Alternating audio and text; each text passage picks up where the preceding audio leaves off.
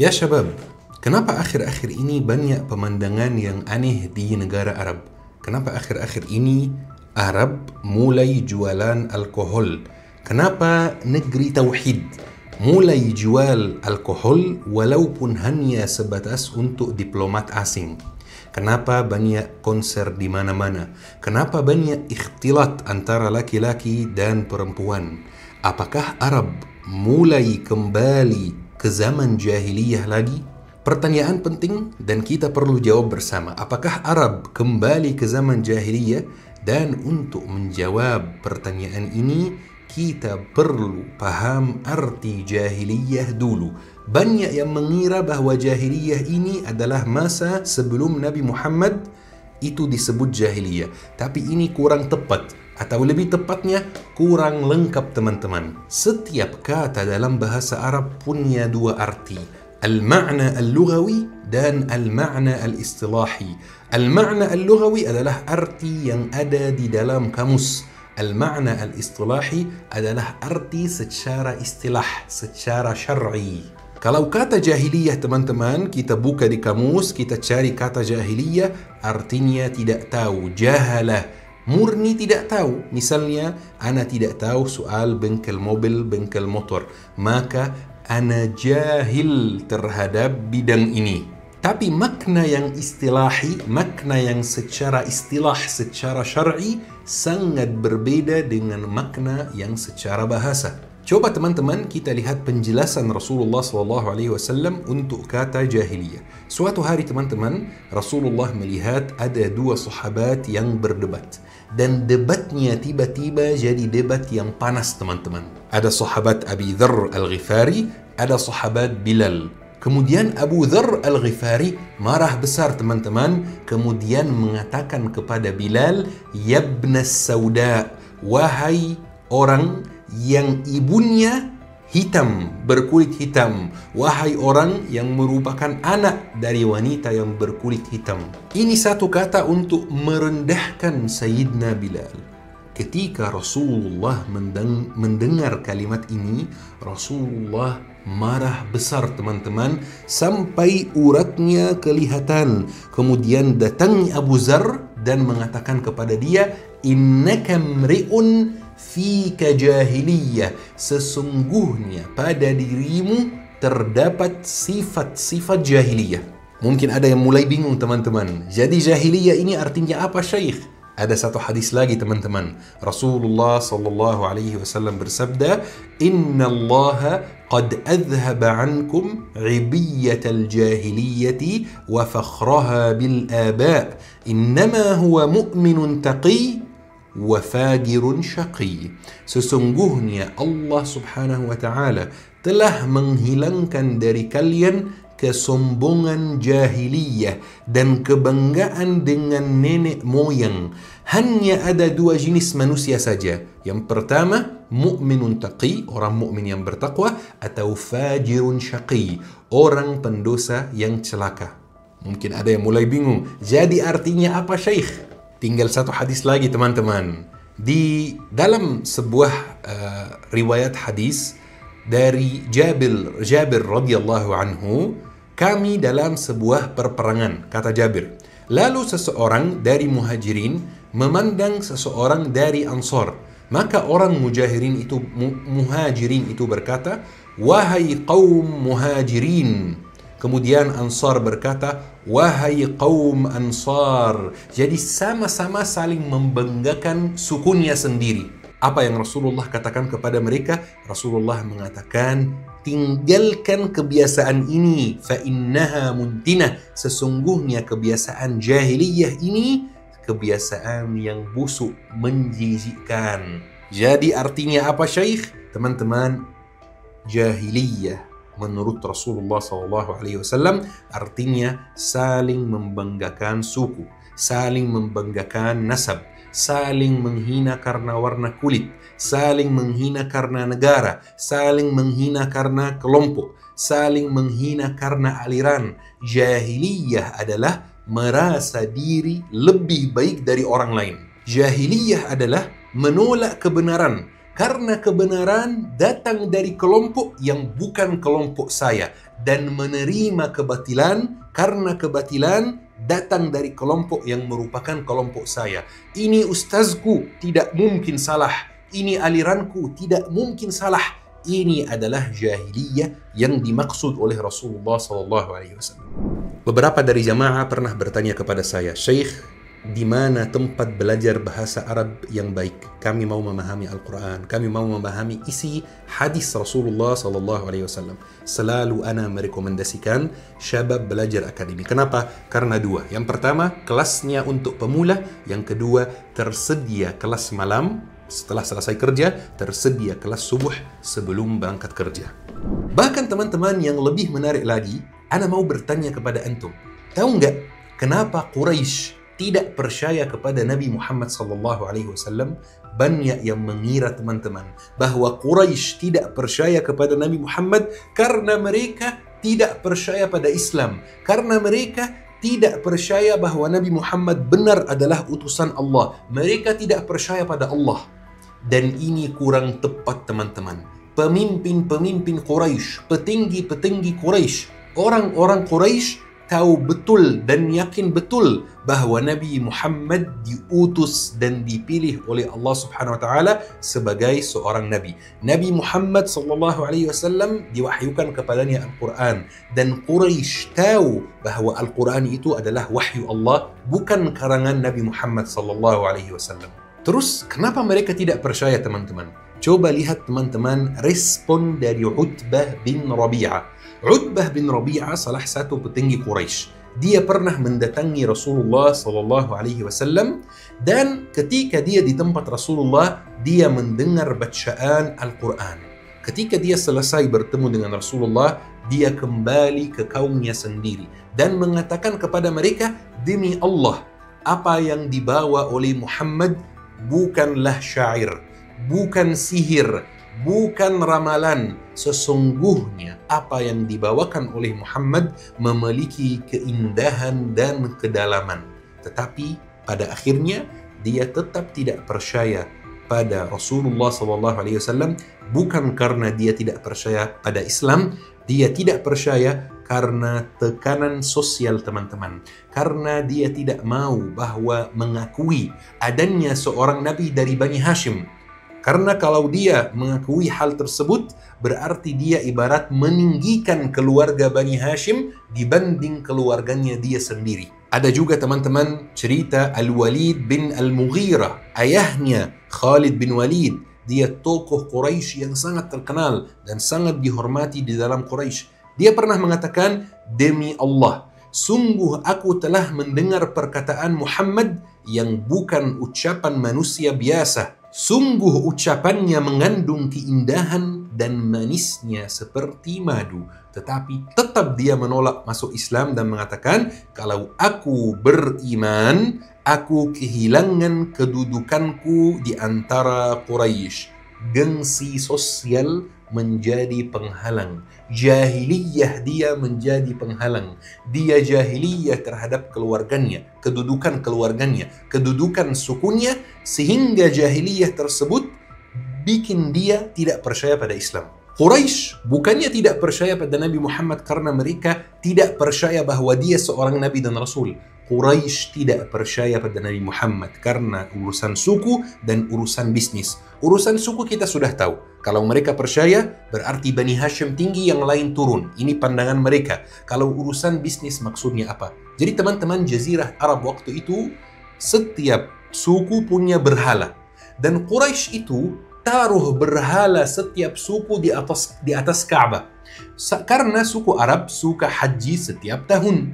Dan Quraisy punya kedudukan yang tinggi di antara suku-suku Arab yang lain. Kenapa? Karena Quraisy menjaga berhalanya, atau dalam tanda kutip, menjaga Tuhannya suku-suku Arab yang ada di atas Ka'bah.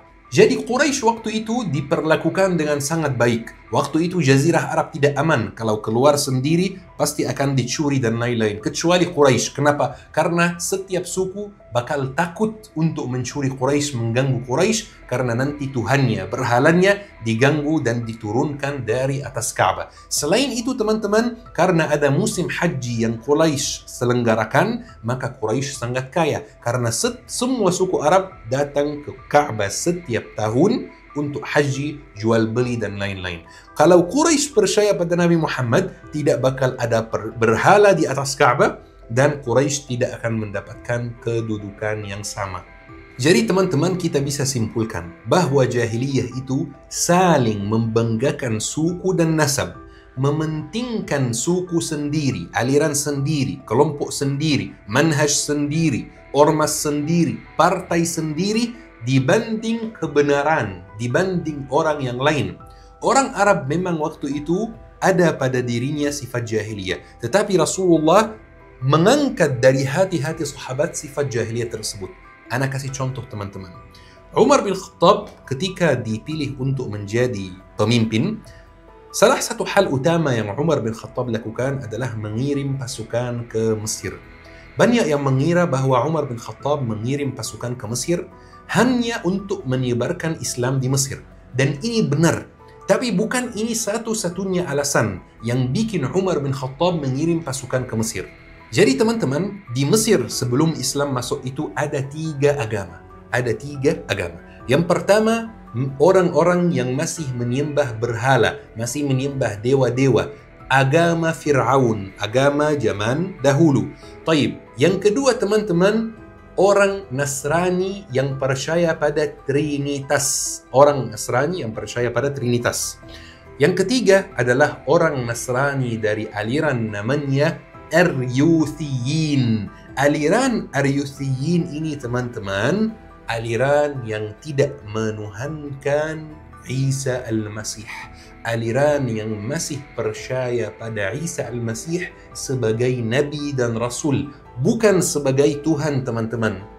Jadi aliran ini teman-teman adalah muslimnya zaman Isa Al-Masih, adalah muslimnya zaman sebelum risalah Nabi Muhammad SAW. Umar bin Khattab ingin mengirim pasukan ke Mesir untuk menyelamatkan saudaranya yang muslim dan untuk memberitahu saudaranya yang muslim bahwa ada nabi terakhir yang diutus oleh Allah Subhanahu wa taala supaya mereka masuk dan percaya pada nabi terakhir yaitu Nabi Muhammad SAW.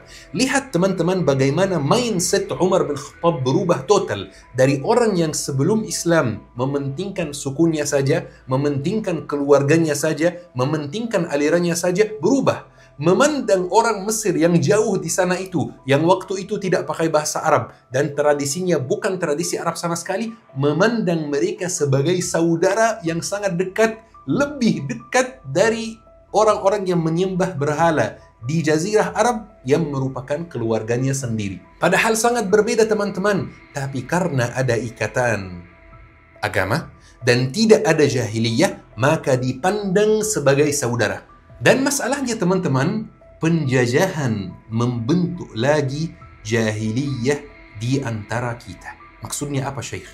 Dulu teman-teman ketika orang negara-negara Islam mulai dijajah oleh Prancis, oleh Belanda, oleh Italia, oleh Inggris dan lain-lain, dulu sebelum penjajahan ada yang namanya Al-Wihda Al-Islamiyah, persatuan umat Islam. Jadi orang-orang Muslim yakni mendukung persatuan umat Islam. Setelah penjajahan masuk, mereka mulai membisikkan ke bangsa Mesir, kalian ini Mesir, kalian ini harus membanggakan negara sendiri dan merasa lebih baik dari orang lain. Mereka membisikkan ke Turki, kalian itu Turki, ras yang jauh lebih baik dari ras-ras yang lain. Membisikkan ke Arab Saudi, membisikkan ke Yaman, sehingga muncul konsep baru, bukan Al-Wihda Al-Islamiyah lagi, tetapi Al-Wihda Al-Arabiyah, persatuan umat Arab teman-teman. Sehingga ikatan antara satu umat itu tidak lagi berdasarkan agama, tetapi berdasarkan ras Arab misalnya, kemudian berdasarkan negara, kemudian berdasarkan suku, kemudian berdasarkan keluarga, jahiliyah. Teman-teman, Ini tidak berarti kita nggak boleh mencintai negara sendiri. Wajib hukumnya mencintai negara sendiri. Ini tidak berarti kita tidak boleh mensupport, mendukung negara sendiri. Wajib hukumnya mendukung dan mensupport negara sendiri, teman-teman. Tetapi masalahnya, ketika kita mencintai negara sendiri dan merasa paling baik, merasa paling mulia, dan mulai merendahkan orang-orang yang lain hanya karena beda negara. Ini jahiliyah, teman-teman. Ketika mulai memandang orang lain bukan lagi sebagai saudara dalam kemanusiaan, sama-sama manusia, bukan lagi saudara di dalam Islam, tetapi dipandang, oh kamu dari negara mana? Kamu dari Mesir, kamu dari Arab Saudi, kamu dari Indonesia, kamu dari Malaysia, kemudian mulai dibedakan berdasarkan negaranya. Salah satu contoh jahiliyah yang terkenal sekali di zaman kita ini ada di Masjid Haram dan ada di Masjid Nabawi. Kok bisa Syekh jahiliyah ada di Masjid Haram dan Masjid Nabawi? Iya teman-teman, Imam Masjid Haram dan Imam Masjid Nabawi dari dulu sekali, sejak Masjid Haram dan Masjid Nabawi ada, imamnya tidak harus orang Makkah, tidak harus orang Madinah, tidak harus orang Arab Saudi. Tapi mulai zaman penjajahan, teman-teman, Imam Masjid Nabawi dan Masjid Haram wajib warga negara Arab Saudi. Imam Masjid Nabawi dan Masjid Haram milik Arab Saudi dari dulu, teman-teman, itu tidak pernah dipandang karena belum ada jahiliyah. Tapi jahiliyah mulai muncul lagi pada diri kita, makanya mulai membedakan. Kamu ini suaranya bagus sekali, mau sebagus apapun kamu tidak bisa menjadi Imam Masjid Haram dan Imam Masjid Nabawi kecuali kamu warga negara Arab Saudi. Padahal dulu, teman-teman, sebelum zaman penjajahan atau awal zaman penjajahan, banyak orang yang bukan Arab sama sekali tapi menjadi Imam Masjid Nabawi. Bahkan ada orang Indonesia yang menjadi Imam Masjid Nabawi dan Masjid Haram, seperti Syekh Ahmad Khatib Al-Minangkabawi, seperti Syekh Imam Nawawi Al-Bantani, seperti Syekh Junaid Al-Batawi. Dan sayangnya, teman-teman, di Al-Azhar Mesir kadang-kadang ada jahiliyah juga. Seperti apa, teman-teman? Syekh Al-Azhar, Grand Syekh of Al-Azhar. Ini posisi yang sangat besar, ini posisi yang kita semua hormati, ini posisi yang ana secara pribadi sangat respect dan sangat hormati. Tetapi sayangnya, teman-teman, Syekh Al-Azhar sekarang harus orang Mesir, harus warga negara Mesir. Emang Al-Azhar itu punya Mesir? Ini kurang tepat, teman-teman. Al-Azhar punya seluruh negara Islam dan di dunia. Dan zaman dahulu, teman-teman, ada orang yang bukan orang Mesir yang menjadi Grand Syekh of Al-Azhar, seperti Syekh Muhammad Al-Khalwati Al-Shinqiti, seperti Syekh Muhammad Al-Khidr Hussein dari Tunisia. Tapi sejak jahiliyah mulai muncul di zaman kita ini, teman-teman, maka mulai dibedakan orang bukan lagi berdasarkan bacaannya yang bagus, bukan lagi berdasarkan suaranya yang merdu, tapi berdasarkan kewarganegaraannya. Bahkan, teman-teman, ustaz dinilai dari kampus lulusannya sekarang. Oh, jadi misalnya saya pernah dapat komentar, Ustaz, kenapa lulusan Al-Azhar begini tapi lulusan Madinah begini? Emang kalau lulusan Al-Azhar gimana? Kalau lulusan Madinah gimana? Ini tidak menjamin kesolihan, tidak menjamin keilmuan sama sekali. Kamu lulusan Madinah, kamu bagus, oke, semanhaj, sejalan, kamu luar biasa. Kamu lulusan Al-Azhar, sesat, menyimpang. Kamu lulusan Sudan, ya sedang. Kamu lulusan Maroko, aneh. Kamu lulusan Malaysia, oke. Ini, teman-teman, zaman kita ini penuh dengan jahiliyah yang tidak jelas. Bahkan kalau ada yang bukan lulusan kampus sama sekali, jadi cuman nyantri saja.